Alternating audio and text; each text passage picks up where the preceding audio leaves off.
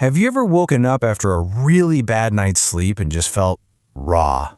You know, like your emotions are cranked way up to 11 and every little thing feels like a huge deal? Well, turns out that's not just in your head. There is a very real, very powerful neurological reason for that feeling. 60%. That's how much more reactive your brain's emotional alarm center gets after just one single night of bad sleep. It's a huge number, right? And it's exactly what we're going to unpack today. Welcome to Sleepedia, a little corner of the internet dedicated to the science of sleep and circadian rhythms. Today, we are diving deep into how your brain basically becomes its own overnight therapist and what happens when that therapy session gets cut short. Let's really get into this because this idea is incredible. We usually think of sleep as just, our brain and body shutting down. But one specific stage, REM sleep, which is our dreaming state, is anything but shut down. It is actively working to process our emotions. It kind of strips away the painful emotional charge from difficult memories so you can wake up with a much cleaner slate. This isn't just rest, it's emotional first aid. Now, to really get how this therapy works, you first have to meet the team. Think of it like this. There are two key parts of your brain that are in a constant tug of war over how you feel. So on one side, you've got the prefrontal cortex. This is the calm, rational adult in the room. It's like the CEO, making logical decisions, thinking things through. And on the other side, you have the amygdala. This is your emotional alarm system. It's your super sensitive smoke detector, designed to just scream danger at the very first sign of trouble. So here's how that relationship is supposed to work. The job of your prefrontal cortex, the CEO, is to look over at the amygdala and say, hey, calm down. It's not a 5-alarm fire. We're just making toast. It provides context and logic, and it stops you from having a complete meltdown over something minor. This balance is absolutely crucial for your emotional stability. But what happens when that perfectly balanced system gets thrown into total crisis? I mean, specifically, what happens when you don't get the REM sleep you need to keep everything running smoothly? Well, the biggest process we lose is something called fear extinction. See, your brain has to learn what to be afraid of, obviously, but just as important, it needs a way to learn what not to be afraid of anymore. That whole unlearning process, where your brain sorts through your anxieties and decides which ones to let go of, that happens almost entirely during REM sleep. So when you lose out on REM sleep, this whole system just collapses.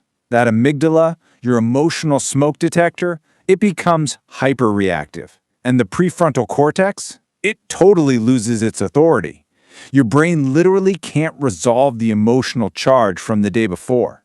So fear extinction just fails. You wake up carrying all of yesterday's stress and anxiety as if it just happened. And listen, this isn't some rare, bizarre thing. Our modern lifestyle has basically created a perfect storm that specifically targets our REM sleep, and that, in turn, creates a really dangerous feedback loop for our mental health. Your brain actually saves the most powerful, most important REM sleep for the very end of the night, usually in those last couple of hours before you would naturally wake up. So what does that mean? When you set that super early alarm to get a jump start on work or hit the gym, you're not just cutting your sleep short. You are specifically robbing yourself of the single most critical phase for your emotional well-being. And this just kicks off a vicious cycle. You cut your sleep short, you lose that vital REM. That makes your amygdala go into overdrive. That leads to more stress and anxiety during the day. All that stress pumps hormones like cortisol into your system, which then makes it even harder to get good quality REM sleep the next night. You see, it's a downward spiral. But this is where the story gets really, really fascinating. Scientists are now starting to realize that our sleep and our dream patterns, they aren't just a consequence of our health, they're actually a powerful predictor of it. In fact, psychiatrists can now look at how you dream to figure out what's going on with your mental state. For instance, people with severe depression often hit REM sleep incredibly fast, sometimes in less than an hour. It's like their brain is so starved for that emotional therapy that it just dives right in. And on the flip side, anxiety is often linked to fragmented REM, where that whole therapeutic process is getting constantly interrupted. This whole thing is called REM disinhibition.